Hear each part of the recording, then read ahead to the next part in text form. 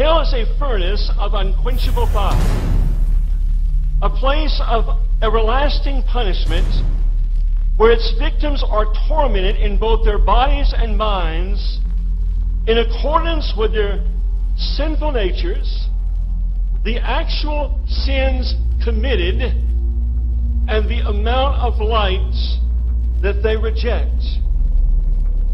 Hell is a place from which God's wrath is revealed as a terrifying, consuming fire, and men live with unfulfilled lust and desires in torment forever and ever.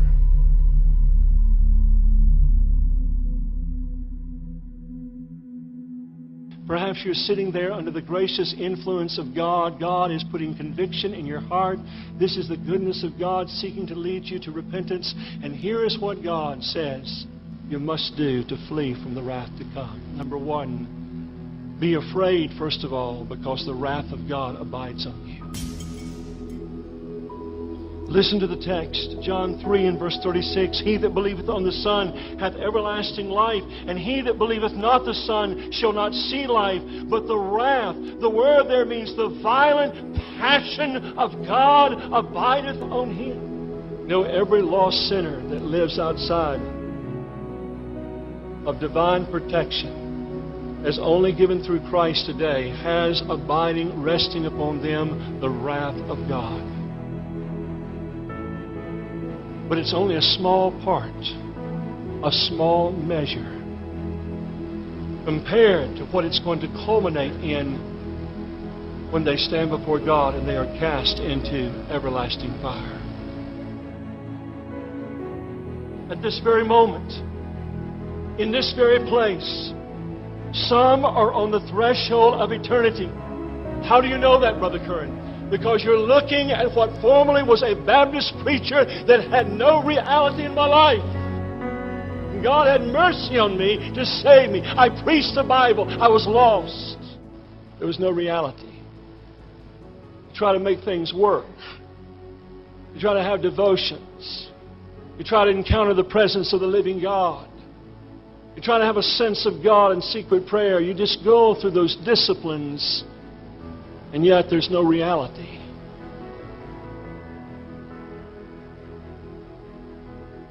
And here's probably the greatest evidence that you're outside of Christ, and the fact you have no power to overcome sin. Can you overcome sin? Or are you still living in the muck and mire of internet pornography?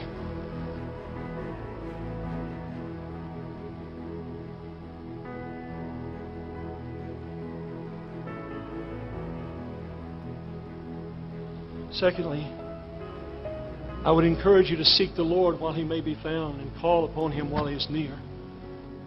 Isaiah chapter 55.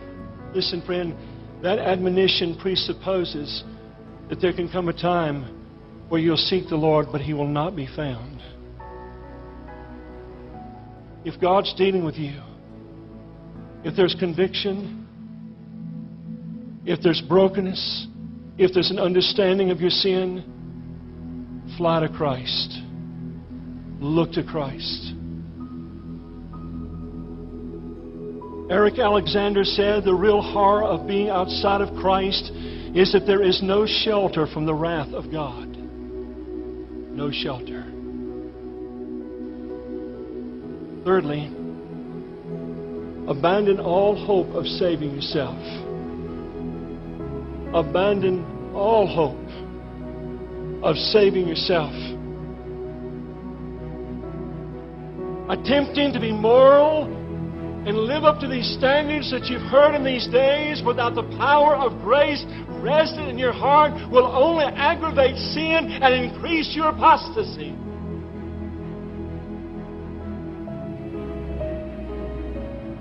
The animal rights people were real concerned when so many of our national birds were washing up on the shore of our great lakes in our country. The bald eagle. So they began to closely investigate why these birds were dying the way they were. See, because of so much environmental pollution, the birds were not able to find sufficient game and sustenance to sustain themselves. And so these birds would fly across these lakes. And those monarchs of the sky would have those wings spread out, and flying just above the surface of the lake, they could see a pickerel or a pike. And suddenly they would draw those massive wings as they would soar upward. They would draw them to their side, and then they would dive toward the water, and they would penetrate the surface of the water like a bullet, and then they would spread those big talons out, and they would grab that large fish and make their way in a struggle to the surface of that water once again, and then spread out those wings and take their flight with that fish in their clutches.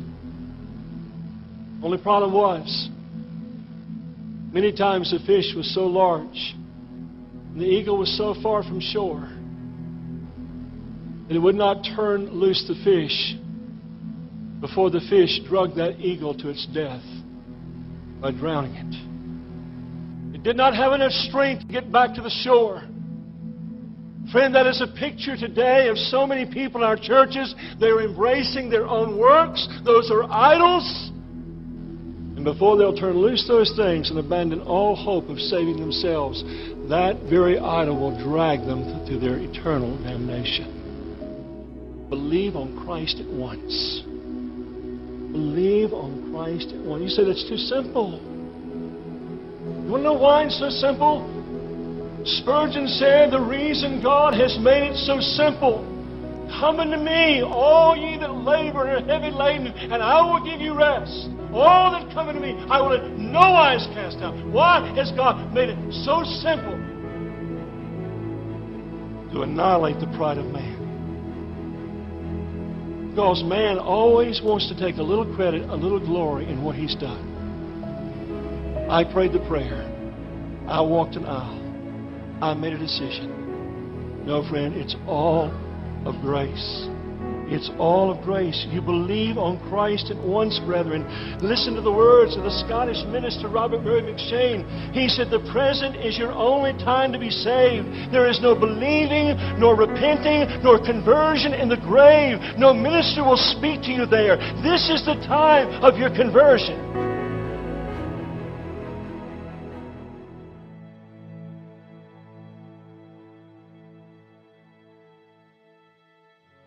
So once again, perhaps the words of Leonard Ravenhill are fitting. He said, if they sing, worthy is the Lamb in heaven, in hell they will sing, the harvest is past, the summer is ended, and we are not saved.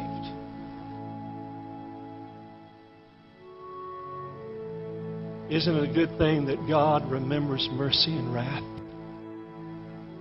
Isn't it good news that in spite of all this exposition on wrath and judgment, God remembers mercy? You say, well, I just don't feel it right now. I don't feel very contrite and remorseful over my sin. Listen, friend, if God has given you understanding, I want to use a term that Spurgeon coined, duty faith. You leave whatever is keeping you from Christ and come to Him, and I can assure you, He will show Himself strong on your behalf and save you to the uttermost.